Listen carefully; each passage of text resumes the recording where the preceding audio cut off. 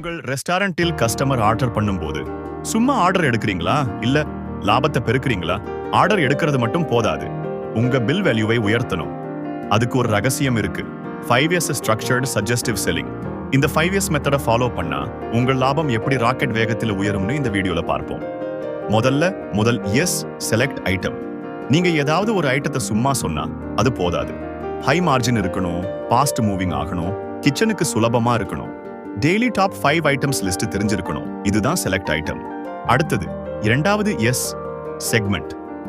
ஒரே டயலாக்க எல்லார்கிட்டயும் பேசினா வேலைக்காகாது.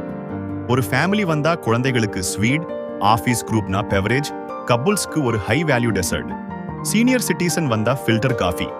சரியான கஸ்டமருக்கு சரியான சஜஷன் சொன்னாதான் ஈஸியா சேல் ஆகும். மூணாவது எஸ், சிச்சுவேஷன்.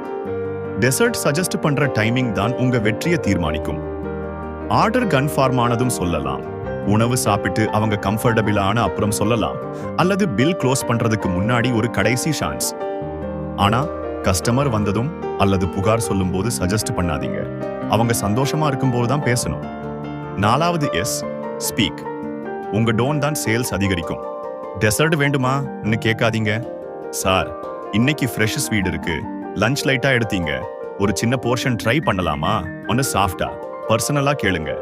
உங்ககிட்ட தன்னம்பிக்கை இருக்கணும், அழுத்தம் இருக்கக்கூடாது.